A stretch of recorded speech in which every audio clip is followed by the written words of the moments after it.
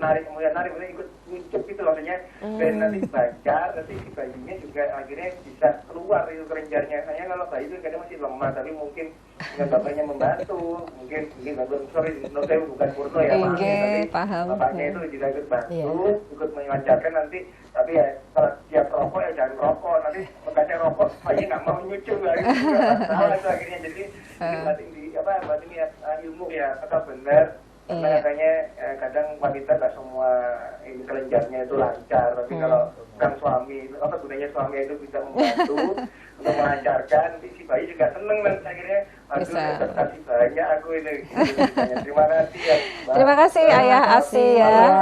Semangat ya. Wah ini kayaknya Ayah Asi banget nih, peduli banget dengan kondisi istri Pak Dewa. Terima kasih. Silakan dokter, ada 3 pertanyaan ya.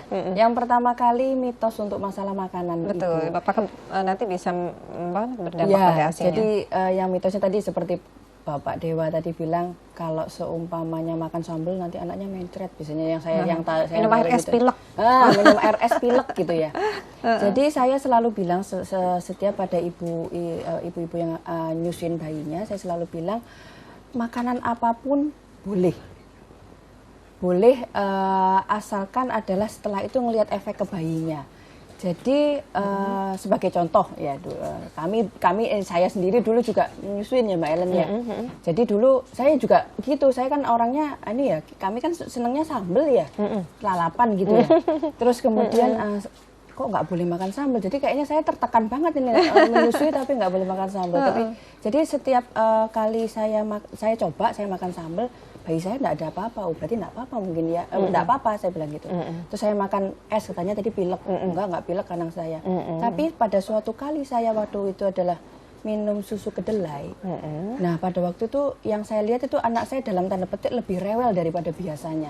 Ternyata setelah saya evaluasi, rewelnya dia itu adalah ternyata kolik. Nah yang seperti itu. Jadi ada beberapa ibu juga yang saya dapat opini itu adalah, dok, anak saya ini kok tiba-tiba pipinya merah semua ya dok ya, apa karena, nah ini juga mitos juga, apa karena ASI saya ke pipinya bayinya, terus jadinya asinya nempel terus enggak bersih yang seperti itu. Saya bilang sih enggak, saya cuman evaluasi, mamanya habis makan apa, saya bilang gitu. Ternyata setelah diruntut-runtut, oh iya dok saya habis makan ikan cakalang dok, baru ini ya seperti itu. Setelah di stop makannya, ya setelah itu ya baik lagi bayinya yang seperti itu. Jadi tidak ada sebenarnya pantangan itu tidak mutlak, tidak boleh ibu menyusui tidak boleh makan ini, ibu menyusui tidak boleh makan ini A B C D tidak. Jadi yang pasti tidak boleh untuk ibu menyusui itu cuman merokok kali ya. itu memang absolut ya, merokok, dan beberapa itu adalah kopi dan teh. Karena kadang itu akan membuat anaknya lebih alert ya, dan lebih rewel memang seperti beberapa yang seperti itu, tapi kadang ada beberapa yang tidak berpengaruh. Iya, asal dosisnya juga tidak banyak-banyak ya. Iya. Jadi sebenarnya yang berkaitan dengan alergi saja kebetulan yang bisa menyebabkan bisa sampai ke bayinya, tetapi untuk yang sampai yang biasa duren gitu, segitu-gitu ya mungkin jadi mabuk gitu bayinya. Jadi mabuk enggak ya. Air es pun juga nanti akan tercerna di perut juga akan jadi panas begitu ya. Jadi nggak usah takut, memang itu benar-benar mitos ya Pak ya. Jadi kalau makanan mungkin itu, tapi kalau semuanya obat-obatan memang beberapa ada obat-obatan tertentu ya. Oh begitu. Jadi kalau ya memang harus konsultasi dulu ke dokternya, dok kira-kira saya kalau minum obat ini boleh nggak ya?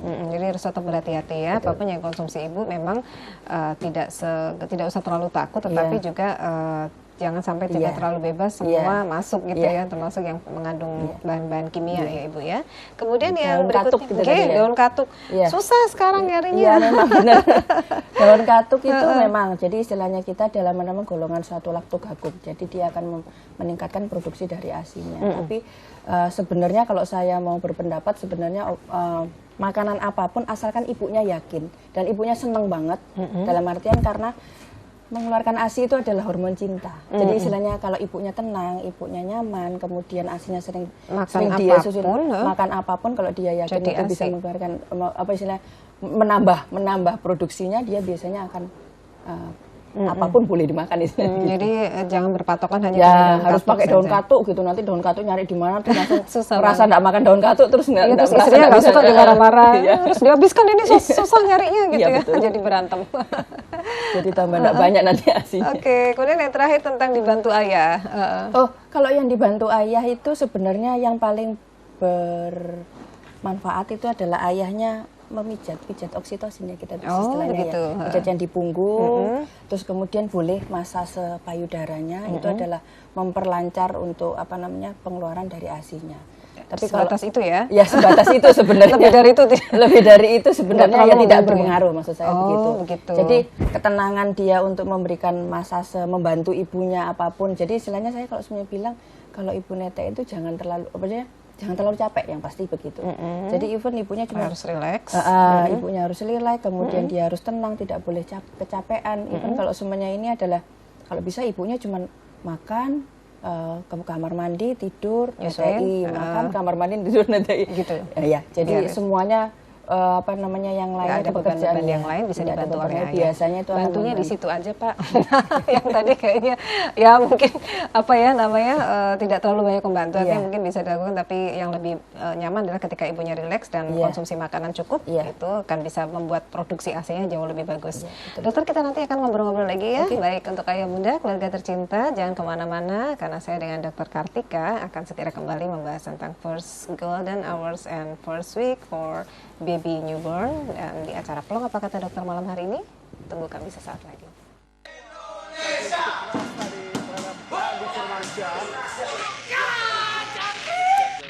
Kenapa nih? Bersiaplah menuju era siaran digital. Gambar TV lebih bersih, suara lebih jernih. Gak perlu ganti TV baru, cukup pasang set-top box. Ayo, dukung Indonesia, dukung TV digital. Boleh ikutan nonton nggak? Bro, ini sih bukan jangkrik, cantik. Dipersembahkan oleh Kominfo dan TVRI. Pak Budi, masuk. Beneran lewat. Malam Pak RT. Pansip, masuk. Si Pepe. Iya. Malam Pak RT. Pada mau nonton TV. Di rumah kenapa? Beda Pak RT. Di sini gambarnya bagus, suaranya jernih. Makanya pakai TV digital. Betul, bersiaplah menyongsong era TV digital dari sekarang. Dipersembahkan oleh Kominfo dan TVRI.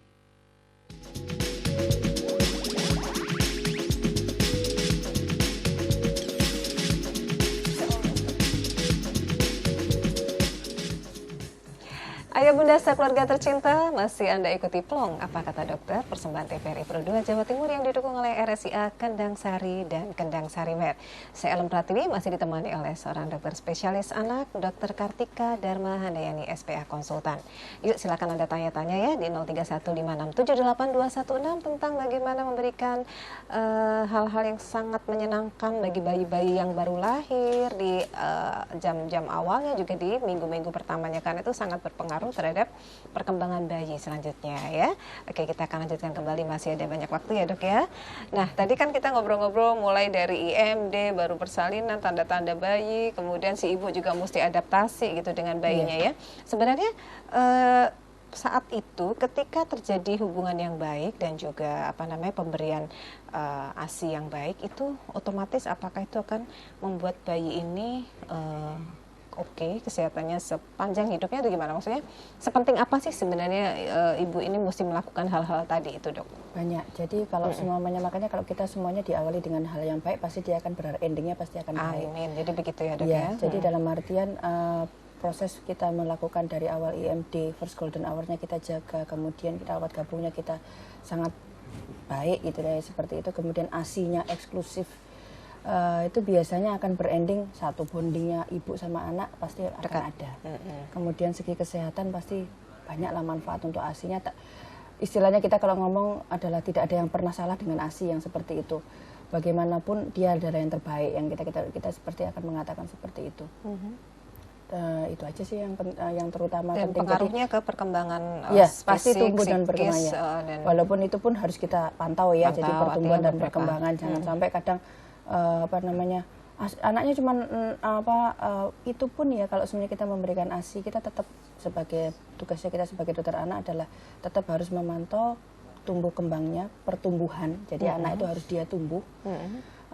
tumbuh itu tidak hanya tumbuh untuk berat badannya aja, kadang kan selalu membandingkan anak saya berat badannya segini, umurnya sama, beratnya segini. Tapi saya selalu bilang tidak hanya beratnya, ibu harus mengevaluasi, kita setiap bulan ada mengevaluasi berat badan, panjang badan, dan lingkar kepalanya. Dalam lingkar kepala itu penting ya berarti ya? Itu lingkar kepala itu penting, jadi kemudian akan evaluasi. Biasanya kalau pertumbuhannya baik, insya Allah pasti perkembangannya juga akan baik. Ya.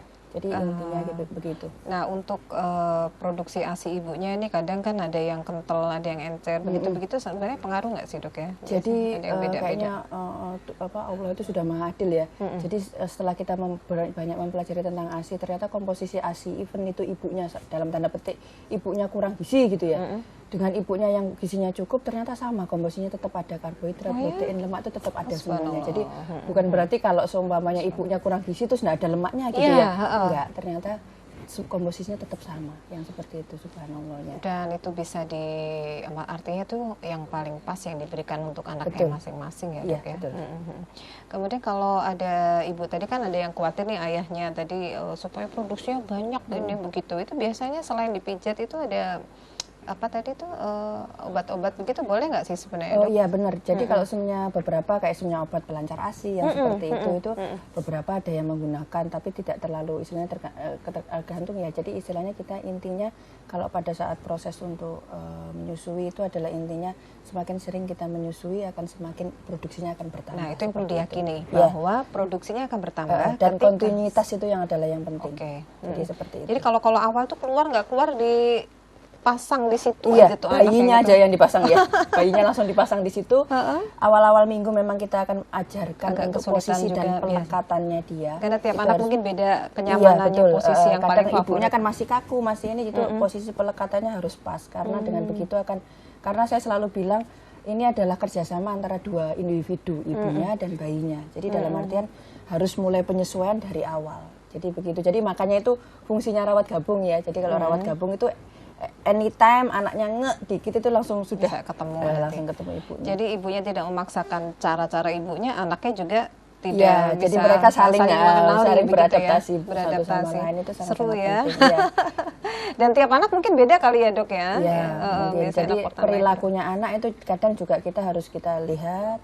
Terus usia gestasinya bayinya juga memang ya itu tadi kalau yang tadi Mbak Ellen tadi cerita kalau sudah bayi prematur atau dia bayi late preterm atau bayi yang memang sudah aterm atau matang itu memang kelakuannya untuk proses menyusui juga akan berbeda. Dan biasanya bunda-bunda itu mungkin ini nggak kayak kakaknya, ini dulu kakaknya anteng banget, yang ini rewel banget gitu-gitu. Padahal itu memang kodratnya anak memang berbeda-beda dan tidak bisa disamakan. Ya dulu yang pertama posisi ini mau, sekarang mau. Betul.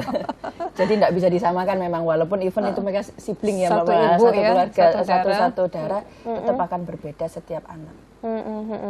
Kemudian ketika bayi itu di awal-awal ya dok ya, biasanya mungkin ibu ini kondisinya kurang sehat tadi ada yang begitu, tidak hanya kurang gizi tapi mungkin flu atau apalah begitu, itu yang disarankan apa oleh dokter biasanya kalau jadi kalau semamnya ibunya flu ya, terutama mungkin kalau capek mereka flu atau dia common cold biasa yang seperti itu, kadang saya selalu bilang jangan mengisolated anaknya, maksudnya takut anaknya ketularan gitu dijauhkan, kan. Terus dijauhkan beda kamar gitu.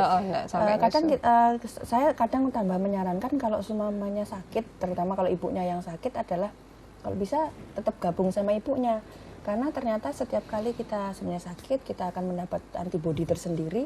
Antibodi itu akan dia transfer ke bayinya dan bayinya akan lebih kuat sebenarnya, lebih kebal. Jadi jangan dipisahkan tambahan. Kalau dipisahkan tapi nanti tambah lebih bayinya tidak. Virusnya gimana? Apakah mesti pakai masker atau apa? Kalau ibunya kayaknya nggak terlalu strict ya. Even kalau kita pakai masker, kalau nggak pakai masker yang itu masker biasa gitu, tetap aja kan bisa tertular. Tapi intinya adalah walaupun tertular dari virusnya ibunya, dia akan tetap bisa lebih kebal. Karena ibunya pasti akan transfer antibodi ke bayinya lewat ASI-nya. Seperti itu. Jadi nggak usah takut, maksud saya nggak usah takut sampai dipisahkan, sampai dipisah, diisolasi di tempat neneknya beda. Tambah ibunya tambah sedih, tambah gimana gitu bayinya.